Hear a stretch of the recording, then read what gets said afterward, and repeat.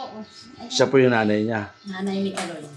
Ito po, yung pong lokal, sa MCGA po kami, dating daan po. Ano po? Yung pong lokal po ng Kuwait. Kuwait po. Opo. Kuwait po ba si ano? Bahrain po. Yung lokal po ng Bahrain, may binigay kay nanay. Ang sinabi ko na kay Remy. Opo. Yun nga po. Kasi akong binubuhat siya. Opo. Pagdamutan niyo na po yung nakayanan ng MCGI, padala po nila para po sa inyo. Hindi po tayo nakaalis ng Opo.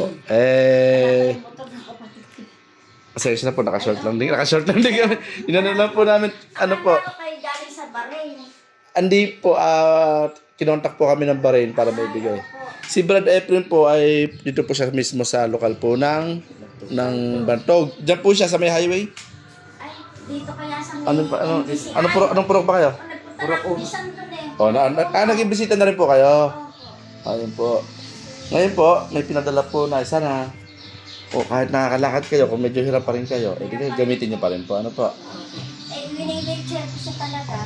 Ang ginagawa ko, hindi ko muna siya pabangon na isang motor ko. Sa kayo, nakakuha na kayo ng wheelchair? Hindi po. Naghahanap ako doon sa third floor, sa second floor. Wag na po. At yung pong binigay po sa inyo ng lokal ng Bahrain is yung kailangan ni nanay. Thank you po. Bro, ano mo na? Ayun po. Kasi po, Hindi na po. Ayun. sa Kuwait po ba kayo galing? Hindi po. Lokal po ako ng Santo Domingo. Kinontak ko lang po itong lokal ng Bantog. Marami pong reported po. Ano po ang pangalan niyo? Brad Sherwin Salmo po. Lokal po ng Santo Domingo. Opo, akin po yan. Ngayon kasi ako nag-load. Ganito po gawin natin. In case lang po na may tulong kami, message nyo kung andyan naman po si Brad Efren. Pwede nyo siya lapitan. Sige po, yan nyo lang. Andyan naman po si Brad Efren. Mas malapit po kasi siya sa amin. Dito sa inyo. Kukunin ko na rin yung number niyo. Opo. Or punta po kayo sa lokal. Si Brad Efren Mananghaya po. Puro, alam niyo po yung mga Mananghaya po dyan, no? Opo, thank you so much. Ito po, sister, yung bigay po ng lokal ng Bahrain. Ayan po siya. Kapit pa ng ating sa bulong, yung rubber. May pagdamot ako may bigay ng... Maraming salamat. Ilang buwan din akong naghihintay ng pasyente na may bakating wheelchair sa PJG po. PJG na, nagkukulang pa, ano? Kulang po. Marami din talagang kulang. Minsan stretcher na ang ginagamit ko. Dahil third floor po kami nakapacheck up.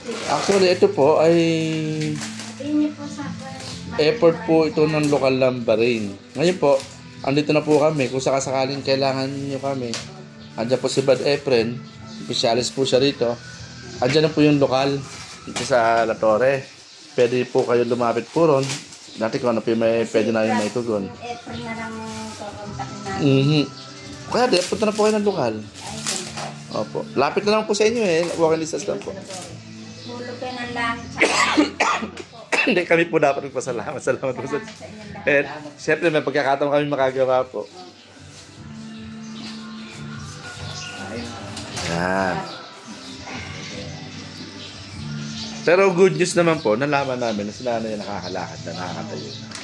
Kaya lang po, pinapat po kami ng doktor, matagal na gamutan sa kasi pagkakakuturo na mag-auli yung gamot mo, saan ako pagalingin ka, na mas iniinom kang gamot, kung hindi ka nakakabi mga gamot, nung po isang buwan po isang buwan na ako bedridden. Kasi nga po barado po yung ugat nga, magmula singit pa baba, kaya kailangan niya ng cardio, Baka sa edad na rin po ng siguro. vascular cardio, arterial, ibukas siya. So ito na naman, hinintayin lang namin appointment.